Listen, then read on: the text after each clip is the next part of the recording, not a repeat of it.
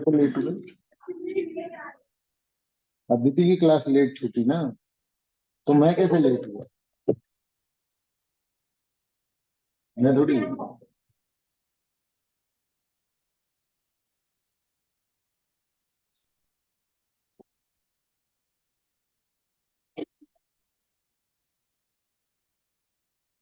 First chapter से true false और वो वाले बहुत सारे क्वेश्चन आते हैं, ध्यान रखना जो अदिति पढ़ा रही है ना। 12-16 नंबर का वेटेज रहता है, हल्के मत लेना उसको। चलो पेस्टल। ठीक है, पेस्टल में पी पॉलिटिकल, ई इकोनॉमिक, एस से सोशो कल्चरल, टी से टेक्नोलॉजिकल, लीगल, एनवायरमेंटल, ये सारी चीजों से। अरे ये किया था ना लास्ट। क्या?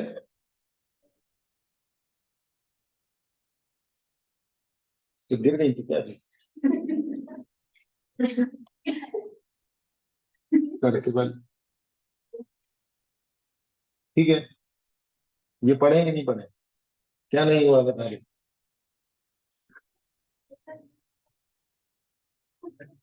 ये क्या है?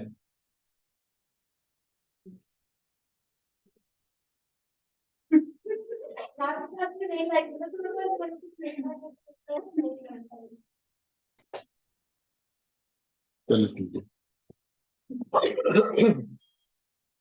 ठीक है, तो पेस्टल एनालिसिस में पेस्टल का फुल फॉर्म क्या है?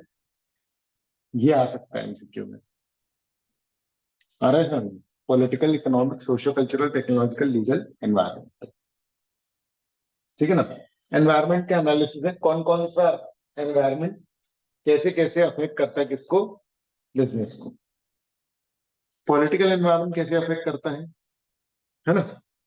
तो इसमें ये सिर्फ पढ़ लो, ड्राइवर्स ऑफ चेंज। बाकी ये सेंस मुझे लगता होगा आपको कि पॉलिटिकली कैसे एनवायरमेंट अफेक्ट होता है बिजनेस के लिए।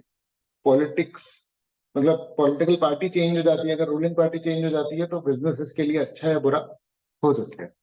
ठीक है, तो कौन कौन से ड्राइवर है? पॉलिटिकल स्टेबिलिटी है तो बिजनेस को फर्क पड़ता है ना, क्योंकि हमको पता है कि भाई कौन सी पॉलिसीज जो है वो लगने वाली है। अभी जैसे अभी चुनाव आ रहे हैं, अगर मान लो ये सरकार पलटती है तो एकदम से बहुत केओस मचता है।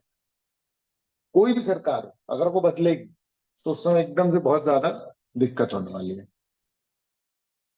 समझ आ रही है बात? ठीक है ना? फिर political principles and ideologies, her political party से हम लोग क्लास क्लास में भी यही डिस्कस कर रहे थे, अगर आपको याद है तो। ठीक है, कि political ideologies, regulatory bodies and processes. Regulatory bodies पता है क्या होती है? सेबी सुना है? क्या है? रेगुलेटरी बॉडी जो सिक्योरिटीज एक्सचेंज को रेगुलेट करती है। ठीक है, रेरा क्या है? रेगुलेटरी बॉडी फुल फॉर्म पता है? रियल एस्टेट रेगुलेटरी वो अथॉरिटी। ठीक है, जो रियल एस्टेट की जितनी कंपनीज है उनको कंट्रोल करता है। ट्राई क्या है? Regulatory body, telecom regulatory authority of India. आ रहा है समझ? आईआरडीए।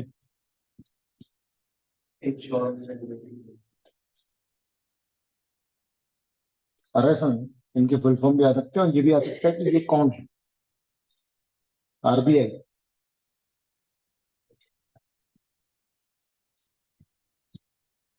आरबीआई भी क्या है? बैंक्स वगैरह के लिए रेगुलेटरी अथॉरिटी।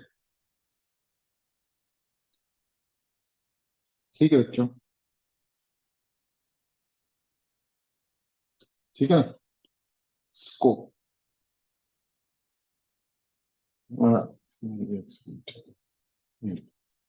ठीक है, तो ये सब जो है अफेक्ट डालते हैं। ठीक है, पॉलिटिकल चेंज होने से इसमें भी चेंज आता है। फिर गवर्नमेंट की पॉलिसीज चेंज होने से, गवर्नमेंट का टर्म और गवर्नमेंट चेंज होने से। Trust areas of political leaders, कोई कोई पॉलिटिकल लीडर ऐसा होता है कि कुछ पर्टिकुलर चीजें ही उनको करनी, समझ रहे हैं, इससे कई बार पूरे देश का डायरेक्शन जो है वो तय हो जाता है। समझ रहे हैं, मतलब कोई मान लो ऐसा नेता आया जो कह रहा है कि नहीं मेरे को काम करना है, समझ रहे हैं, कोई नेता आया और वो बोल रहा है कि हमको एम्प्लॉयमेंट पे काम करना है। तो ऐसे ट्रस्ट मतलब कि किसी पर्टिकुलर चीज को लेकर के बहुत ज्यादा वो हो सकता है। ठीक है ना। एक हेलो। हाँ जी। हाँ जी।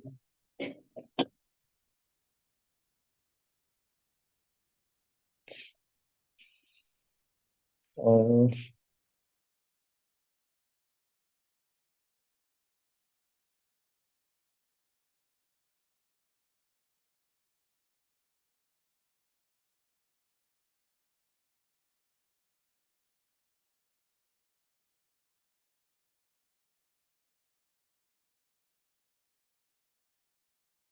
आपको दूसरे नंबर से कॉल आ जाएगी, है ना। ओके। हम्म। ठीक है। तो फिर देख लो इसको एक बार, पॉलिटिकल वाले को कोई दिक्कत है इसमें तो बताओ।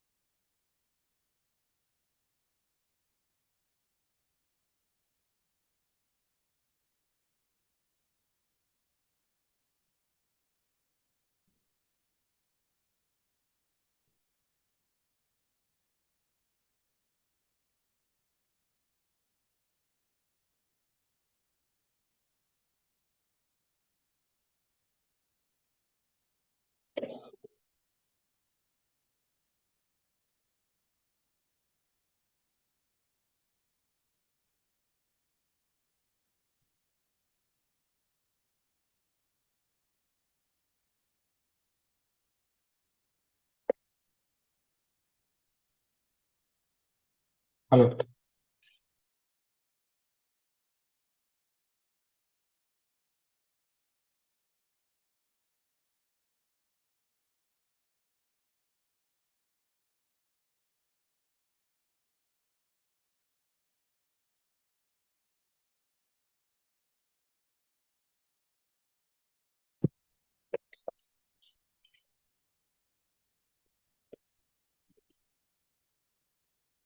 हाँ, ये रीड कर लिया आपने। ठीक है। चलो। तो अब economic factors influence how business operate and take decisions, money supply influence credit flow. Actually में ना ये सारे फैक्टर्स हम लोग क्लास में पढ़ चुके हैं पहले।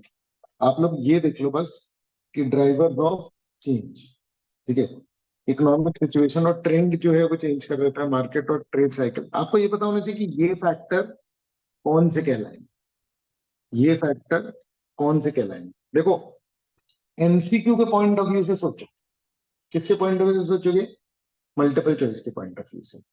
तो आपको अगर ये आता है इस तरीके का, ये कुछ भी क्वेश्चन में आ जाएगा, पूछा जाएगा कि ये पॉलिटिकल है, इकोनॉमिक है, सोशो कल्चरल है कि क्या है, तो ये आपको पहचानते आना चाहिए।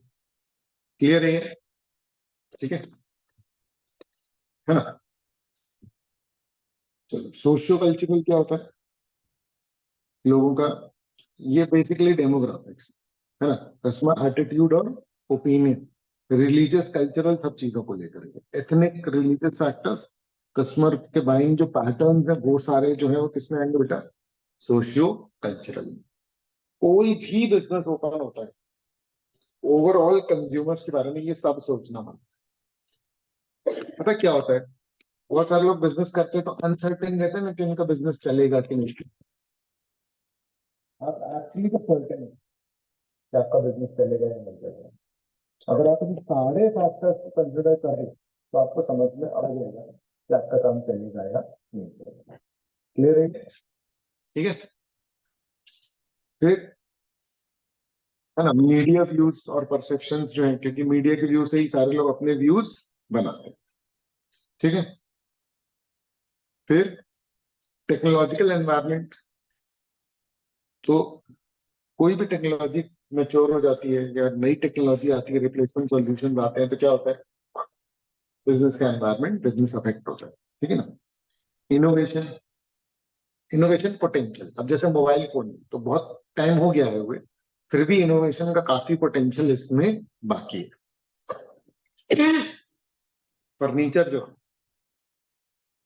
इसमें इनोवेशन का कितना पोटेंशियल बाकी है, स्कूल फर्नीचर में कुछ ऐसा खास लगता नहीं है, समझ रहे।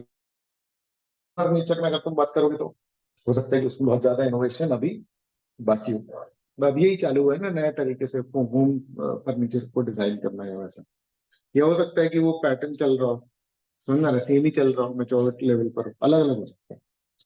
टेक्नोलॉजी एक्सेस, लाइसेंसिंग, पेटेंट्स, ठीक है, कितना टेक्नोलॉजी का एक्सेस है। देखो, आप बैंगलोर में बैठे हो ना, तो आपका टेक्नोलॉजी अलग, टेक्नोलॉजिकल एनवायरनमेंट अलग है। आप जबलपुर में बैठे हो, आपका टेक्नोलॉजिकल एनवायरनमेंट अलग है। आप किसी गांव में बैठे हो, आपका टेक्नोलॉजिकल एनवायरनमेंट जो है वो डिफरेंट हो जाए। और किस लेवल का आपका बिजनेस है, नेशनल, लोकल, इंटरनेशनल, उस हिसाब से टेक्नोलॉजिकल आप पर असर जो है वो पड़ना चाहिए। लीगल, किसी भी देश का कानून कैसा बना हुआ है वो बिजनेस पे बहुत ज्यादा इफेक्ट डालता है। प्लस मेरा टाइप ऑफ बिजनेस, जो कि कितना ज्यादा लीगली सेंसिटिव। मान लो कि मैं केमिकल फैक्ट्री खोल दूं तो 50 तरीके के लॉस लगते हैं, समझ रहे हो? और फर्नीचर की शॉप खोलो तो कोई बहुत ज्यादा लॉस लगने वाले नहीं। क्लियर है ये? हाँ। फिर एनवायरमेंटल, अगर मैं ऐसा प्रोडक्ट कर रहा हूँ जो इकोनॉमिकल एनवायरमेंटल इशू है, तो फिर मेरे बिजनेस पर उस एनवायरमेंट का बहुत ज्यादा प्रभाव पड़ेगा। देखो पता क्या, आप समझो वर्ल्ड लेवल पर, नेशनल लेवल पर कोई भी इवेंट होता है, कोई भी एक्टिविटी होती है, कोई भी हरकत होती है, समझना है, ठीक है, कुछ भी हादसा या कुछ भी होता है तो बहुत सारे बिजनेसेस एक्टिवेट हो जाते हैं, समझ रहे हैं? क्योंकि उनपे क्या होता है, उनपे सीधे सीधे फर्क जो है वो पड़ने वाला होता है एनवायरमेंट का। जैसे रियल एस्टेट वाले पहले क्या करते थे, बढ़िया कि पेड़ काटे, जगह मिल गई, जमीन बना ली, मतलब मकान बना लिया। पर जब से ये एनवायरमेंटल कंसर्न चालू हुई, तो अब इतना आसान नहीं है कि कहीं पर भी पेड़ काटे और उन्होंने रेजिडेंशियल एरिया बनाया। अब वो आसान नहीं है। आपको पॉइंट समझ में आ रहा है? एनवायरमेंटल कंसर्न जो है वो बहुत इंपॉर्टेंट है। बोलो, ये बात क्लियर है? ठीक है। तो एनवायरमेंटल, आपका प्रोडक्ट अगर ऐसा है, सीएफएल बना रहे हो तो सही है, लेकिन अगर आप मान लो प्लास्टिक के उसमें हो, तो फिर एनवायरमेंटल चेंज आपका बिजनेस को सीधे सीधे अफेक्ट कर जाएगा। कोई भी जो बिजनेस होता है ना, वो देखता रहता है, कोई भी इवेंट से उसको कोई फर्क नहीं पड़ता। कोई इवेंट ऐसा हो जाए जो उसके बिजनेस में फर्क डालने वाला है, तो फिर वहीं पर कहानी हो जाती है। क्लियर है ये? ठीक है। तो इसको क्या बोलते हैं, पेस्टल मैट्रिक्स। ठीक है। चलो, बिजनेस रिस्पॉन्सेस टू एनवायरमेंट। ठीक है। चलो देखो, अभी हम लोग क्या एनालाइज कर रहे थे, एनवायरमेंट कैसा। अब देखो बिजनेस के रिस्पॉन्स, तो सबसे पहले एडमिनिस्ट्रेटिव रिस्पॉन्स। तो एडमिनिस्ट्रेटिव रिस्पॉन्स मतलब कि हम्म, देखो, अ, अगर एंटिटी का अपना विजन मिशन क्लियर होगा तो क्या होगा, एनवायरमेंट के चेंज से उतना फर्क नहीं पड़ता। देखो क्या होता है ना, विजन मिशन आपका मेन है कि कहाँ आप पहुंचना चाहते हैं। तो वो अगर क्लियर नहीं है तो एनवायरमेंट के हिसाब से बहुत ज्यादा फर्क पड़ने वाला है। अरे समझ, अब इसको दूसरे पहलू से बोलते हैं कि हो सकता है आपके विजन मिशन में थोड़ा बहुत चेंज करना पड़ जाए, किसके हिसाब से, एनवायरमेंट के हिसाब से। समझ में आ रही है बात? क्लियर है? बाकी तो इसमें चेंज होता ही है, ठीक है ना। The development of objectives, policies वगैरह, या creation of environmental scanning units. देखो, वो सुना है आप लोगों ने, आवश्यकता ही आविष्कार की जननी है। जब नीड होती है ना किसी भी चीज की, तो उसके सिस्टम्स जो है वो बन जाते हैं। तो जब जब एनवायरनमेंट में कोई चेंज आता है, तो उससे रिलेटेड एडमिनिस्ट्रेटिव रिस्पॉन्स आपको देखने को मिलते हैं। जैसे जब जीएसटी आया, तो सबने सॉफ्टवेयर चेंज किए, समझ में आ रहा है? और सबके बिल वाले, उसमें आज के डेट में तुम बिल देखो तो उसमें जीएसटी लिखा आता है ना। ये कैसे एकदम से थोड़ी हुआ अपने आप, ये सब करना पड़ा ना, क्योंकि जब जीएसटी एनवायरनमेंट में चेंज आया तो सबने अपने सॉफ्टवेयर में क्या करा है, चेंज करा है। तो ये एनवायरनमेंट में चेंज आया और ये बिजनेस का रिस्पॉन्स हो गया। अरे समझ, ठीक है। गवर्नमेंट मान लो कि क्या कर रही है, अ, कि अतिक्रमण हटाओ। जितने भी लोग हैं वो क्या कर रहे हैं कि अगर मान लो एक्सटेंडेड था तो वो चेंज, बिल्डिंग उस तरीके से बना ले रहे हैं कि भैया उससे दिक्कत ना हो। ये क्या हो गया, एडमिनिस्ट्रेटिव रिस्पॉन्स। फिर क्या है, कॉम्पिटिटिव रिस्पॉन्स। अच्छा, प्रोएक्टिव और रिएक्टिव। प्रोएक्टिव और रिएक्टिव का क्या मतलब है,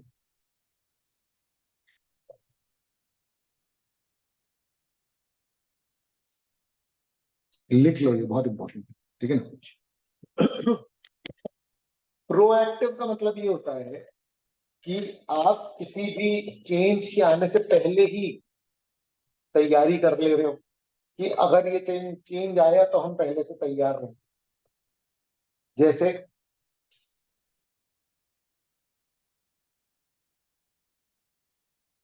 जैसे कि आयुर्वेदिक कोई इलाज या कुछ भी इस तरीके का, आप आयुर्वेदिक कुछ प्रॉपर हल्दी का दूध पी रहे हो आप, अरे सुन, जबकि आपको कोई बीमारी नहीं। ये क्या है, प्रोएक्टिव, कि भाई हमको बीमारी हो ही ना। इम्यूनिटी बूस्ट करना मतलब क्या हो जाता है, एक तरीके से प्रोएक्टिव। तो बहुत सारे बिजनेसेस पहले से ही किस पे काम कर रहे होते हैं, प्रोएक्टिवली ऐसी चीजों पे काम कर रहे होते हैं जिससे रिलेटेड एनवायरनमेंट में चेंज आना है। एप्पल जो है वो जीरो कार्बन कंपनी बनने की कोशिश कर रही है, जबकि अभी ऐसा कोई नॉर्म नहीं है कि कार्बन एमिशंस को लेकर के आपके ऊपर कोई कंपल्शन डाला हो। पर वो कंपनी कैसे काम कर रही है, प्रोएक्टिव। अगर कल को गवर्नमेंट ने बोल दिया कि नहीं आपके कार्बन एमिशन नहीं होने चाहिए, तो मैक्सिमम कंपनी के आधे से प्रोडक्ट बंद हो जाए। समझ में आ रही है बात, लेकिन एप्पल पहले से ही प्रोएक्टिवली इस चीज पर काम कर रही है, क्योंकि उसको लगता है कि एनवायरमेंटल कंसर्न फ्यूचर में एक बड़ा इश्यू हो सकता है। रिएक्टिव मतलब क्या होता है कि अब आप बीमार हो गए तो अब इलाज, मतलब अगर मान लो गवर्नमेंट ये लेकर के आ गई, तब जो बिजनेस रिस्पॉन्स करेंगे वो कैसा रिस्पॉन्स होगा, रिएक्टिव रिस्पॉन्स। प्रोएक्टिव मतलब स्कैन कर लेना, एक्सपेक्ट कर लेना कि यार ये हो सकता है, चलो अपन पहले से तैयार कर लें। समझ में आ रही है बात, ठीक है ना।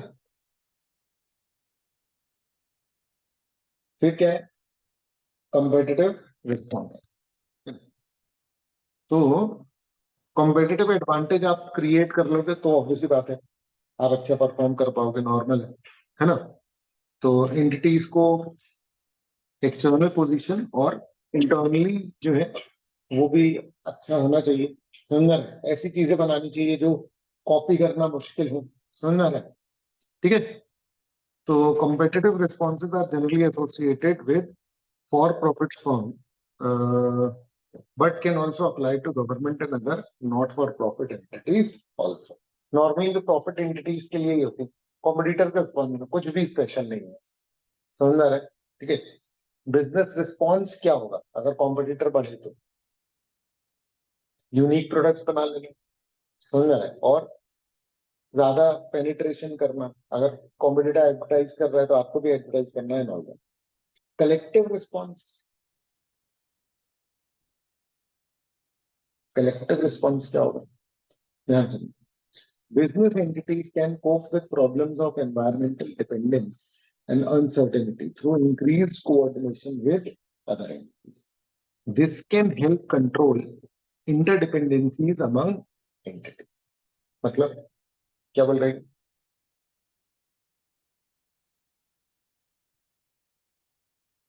देखो, बिजनेस एंटिटीज जो है एनवायरमेंटल डिपेंडेंस और अनसर्टेनिटी के थ्रू, अनसर्टेनिटी के कारण, ठीक है, एक साथ आ जाती है। कई बार क्या होता है, गवर्नमेंट ने कोई टैक्स लगाया किसी प्रोडक्ट पे, तो इंडिविजुअल बिजनेस रिस्पॉन्ड नहीं कर रहा, सारे बिजनेस एकजुट होकर के आंदोलन करने लगते हैं। ये क्या कहलाया, कलेक्टिव रिस्पॉन्स। आ रहा है समझ, क्लियर है, ठीक है ना। कलेक्टिव रिस्पॉन्स में बार्गेनिंग, कॉन्ट्रैक्टिंग, को ऑप्टिंग, क्रिएटिंग पार्टनरशिप्स, तो कंसोर्टिया, ये सब है कि भाई अलग अलग बिजनेसेस जो है वो मिक्स हो गए या मिल करके रॉ मटेरियल खरीद रहे हैं, तो फिर बार्गेनिंग अच्छी हो गई। समझ रहे हैं? ठीक है, सारे लोग किसी पर्टिकुलर चीज के लिए ऑप्ट कर रहे हैं। आप देखोगे ना कि जिस जगह पर एरिया होता है बिजनेस का, ठीक है, हर जगह पर इंडस्ट्रियल एरिया होता है, हर शहर के आसपास इंडस्ट्रियल एरिया होता है, ठीक है। तो वो जो एरिया होता है उसमें बहुत सारे बिजनेसेस ना, सब कॉम्पिटिटर्स भी होते हैं, लेकिन फिर भी कैसे काम कर रहे होते हैं, कलेक्टिवली कुछ चीजों की। कि ट्रांसपोर्टेशन में तो चलो सारे लोग उसमें कॉन्ट्रीब्यूट करें, चलो रोड बननी, सारे लोग पैसे दे दो तो थोड़ा सा काम आ रहा है समझ। ये क्या कहलाता है, कलेक्टिव रिस्पॉन्स। ठीक है, क्लियर है? हाँ, अब strategic responses to the environment, ये कौन सा हो गया, एडमिनिस्ट्रेटिव, कॉम्पिटेटिव और कलेक्टिव। ठीक है, अब स्ट्रैटेजिक रिस्पॉन्सेज, ठीक है, देखना ध्यान से। ठीक है, least resistance, proceed with caution, dynamic. Important mark कर लो इसको।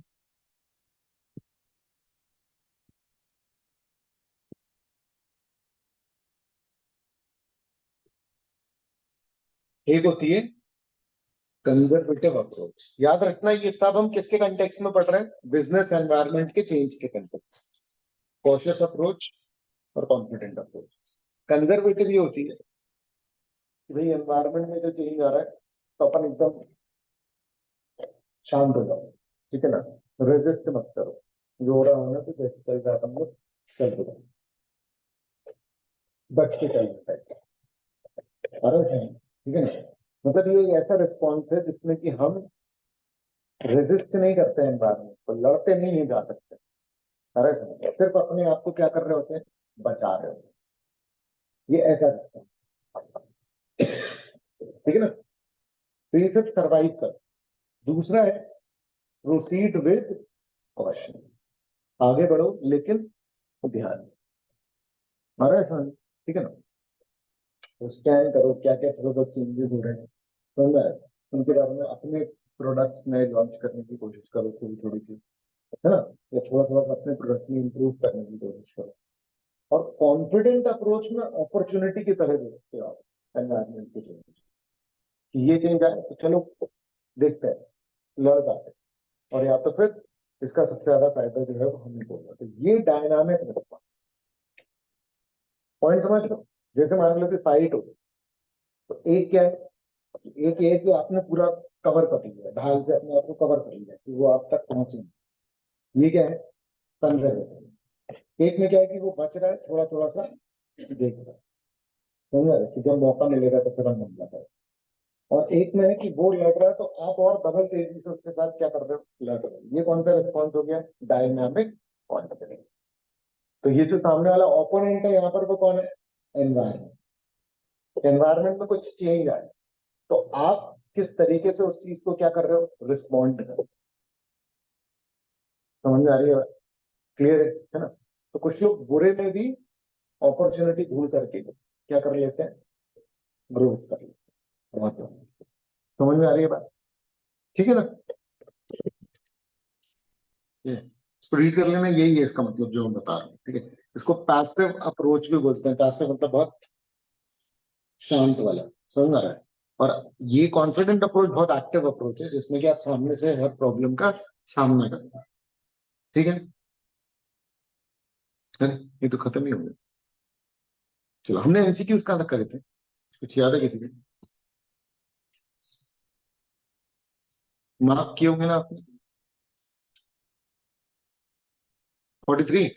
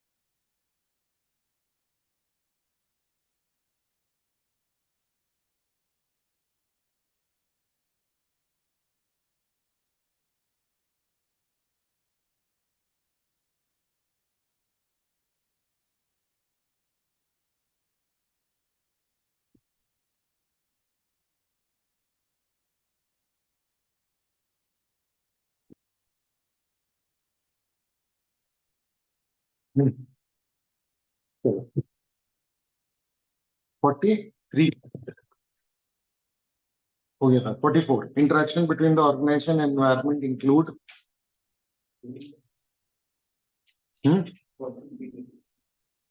अच्छा, 44, the following statement relates to which strategic response approach to the environment? Look, they seek to monitor the changes in the environment, analyze their impact on their own goals, translate their assessment for survival, stability, and strength. Proceed with caution. आ रहा है क्या ये समझ में?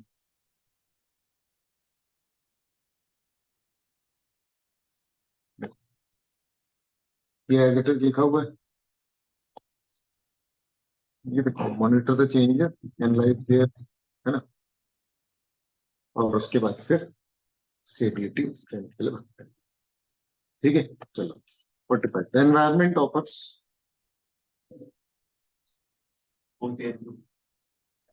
opportunities and threats. Clear है, both A and फिर while considering factors for environmental scanning, what does trend indicate?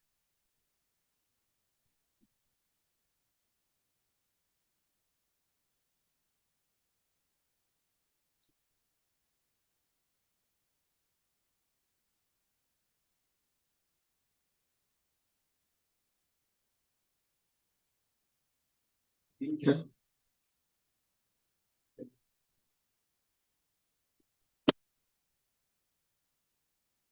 कौन सा?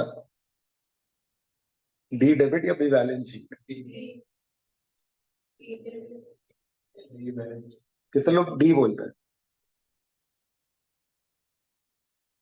हमने इसको 3 दिन पहले किया था, याद है? और तब ये डिस्कस हुआ था प्रॉपर कि डी क्यों नहीं होगा।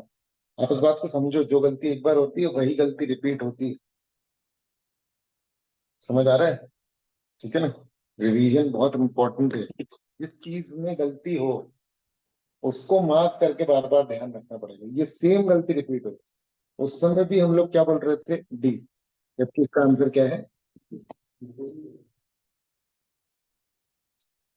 सबकी अलग अलग से बात करूं कि तेरी अलग से बात करूं? मेरी बात सेल्फ एक्सप्लेनेटरी नहीं है अपने आप की। मैंने नहीं बोला, फिर वो भी बोलेगी मैंने बोला, फिर कोई और बोलेगा मैंने भी नहीं बोला। मैं यही करता रहा हूँ। नहीं तो क्यों?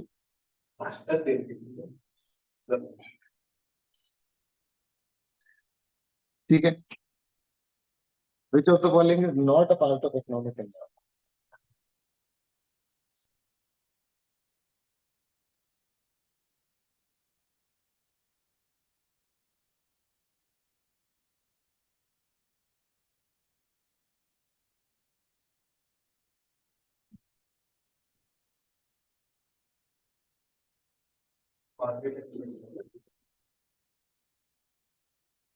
तो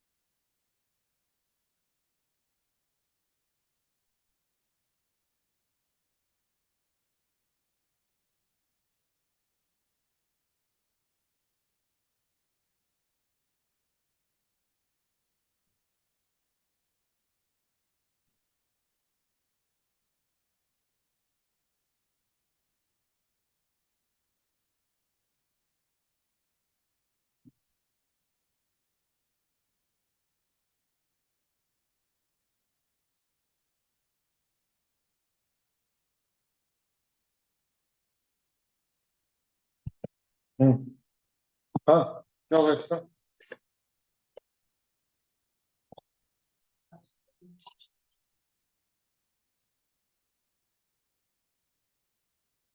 एक टेस्ट कंडक्ट करा रहे हैं यूजर, ठीक है ना, जिसमें मतलब उनका अपना प्रोजेक्ट है, लेकिन वो ऑनेस्टली करना चाहते हैं, उसमें आप लोग को भी काफी इंसाइट मिलेगा। कौन सा क्वेश्चन था? 47। हाँ, 47 का बी दिया हुआ है। कंज्यूमर के बाइंग के जो पैटर्न्स, देखो इसमें मेन बात पता क्या है कि क्या चीज इकोनॉमिक उसमें नहीं आता। तो बाइंग के जो पैटर्न्स हैं उसको मैं इनकम से रिलेट कर रहा था, इसलिए इकोनॉमिक मेरे को चारों लग रहे थे। पर हाँ, इसका आंसर देख करके इसमें यह है कि बाइंग के जो उनके पैटर्न है वो टेस्ट और प्रेफरेंस से गवर्न हो रहे हैं, वो इकोनॉमिक उससे गवर्न नहीं हो रहे। बाकी मार्केट ट्रेड साइकिल में क्या होता है कि ये इकोनॉमिक है कि भैया अच्छा टाइम चल रहा है, इकोनॉमिकली प्रॉफिट हो रहा है, बहुत ज्यादा रेट्स बढ़ रहे हैं। कंज्यूमर के की स्ट्रेंथ अगर स्पेंडिंग की देखा जाए तो हम परचेजिंग पावर यानी कि हम मनी की बात कर रहे हैं। इंटरेस्ट रेट ये भी मनी से रिलेटेड है। बाइंग के जो पैटर्न है वो मनी से रिलेटेड नहीं है, वो उनकी इच्छा पे डिपेंड करता है, इसलिए वो इकोनॉमिक एनवायरनमेंट का पार्ट नहीं। चलो, while considering factors for environmental scanning, what does issues indicate?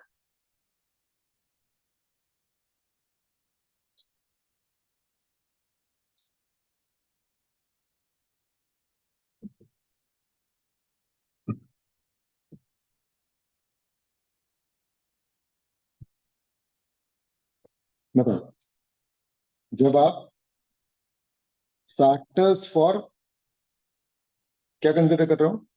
Factors for environmental scanning, ठीक है, तो इश्यूज का मतलब क्या है?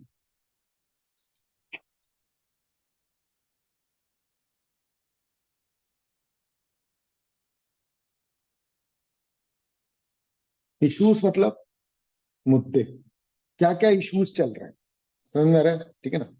तो पहला option, specific occurrences takes place in different environmental sector, ये तो इवेंट्स हो गए, है ना।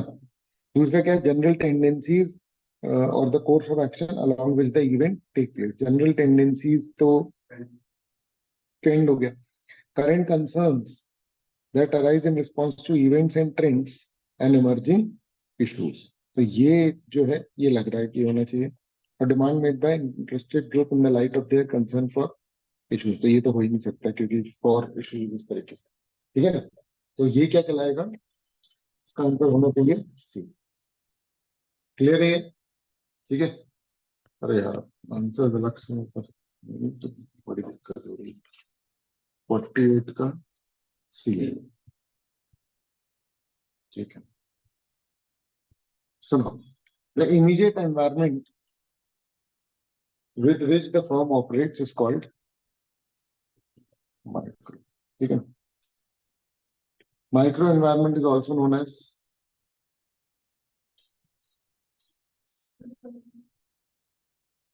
तो टास्क एनवायरनमेंट भी बोलते हैं उसको, और इंटरनल, तो ये क्या कहलाएगा? बोथ ए एंड बी, ठीक है। फिर what is the kind of response that a business should make efforts to exploit the opportunity and thought,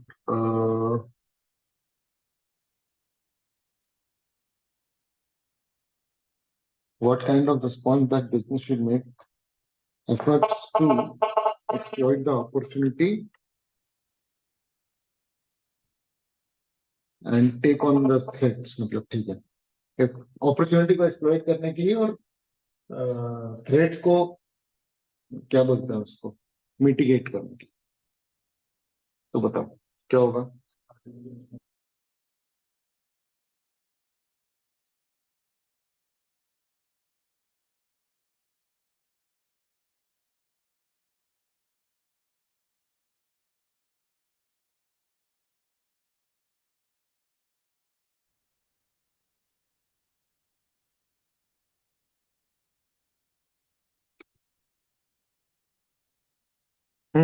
तो क्या आएगा इसका बताओ?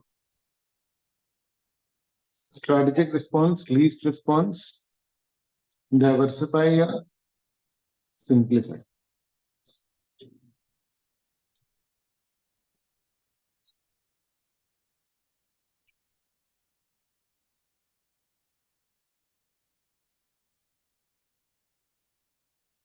ओलंपियाड की रजिस्ट्रेशन फी परीक्षा है।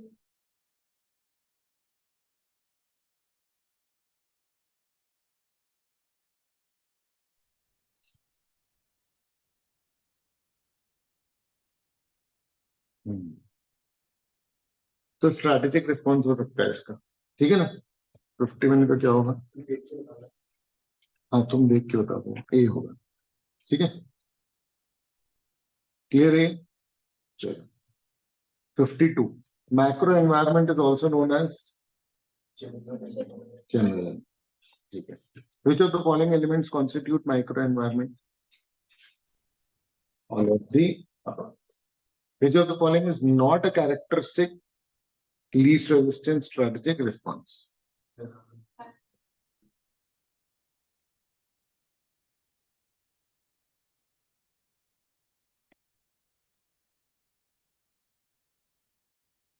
Which of the following is not a characteristic? ये क्वेश्चन में कुछ मिसप्रिंट है।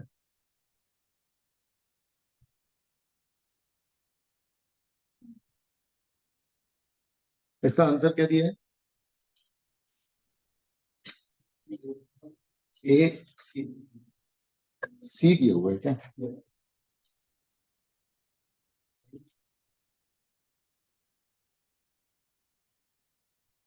ठीक है, ग्रामेटिकल मतलब नॉट अ कैरेक्टरिस्टिक लीस्ट, ठीक है मतलब हाँ ठीक है, ऑफ नहीं होना, नहीं है शायद यहाँ पर, है ना। ऑफ लीस्ट रेजिस्टेंस वाला जो रिस्पॉन्स होता है उसका क्या कैरेक्टर नहीं होगा, डायनेमिक कैरेक्टर उसका नहीं। डायनेमिक रिस्पॉन्स एक अलग चीज है। लीस्ट रेजिस्टेंस में सिंपल गोल मेंटेनिंग होती है और पैसिव अप्रोच बोलते हैं। एक्टिव किसको बोलते हैं? डायनामिक। इनडायरेक्ट कंपटीशन मींस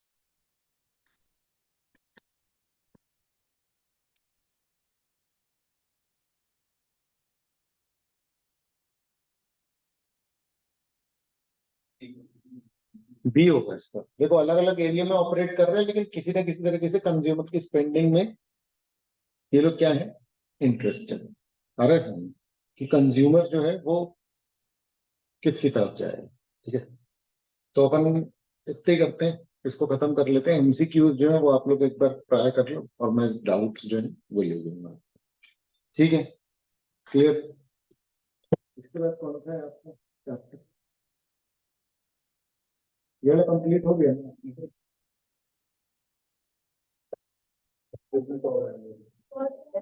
अरे वो ठीक है बच्चे, नाम पूछो थर्ड वाला।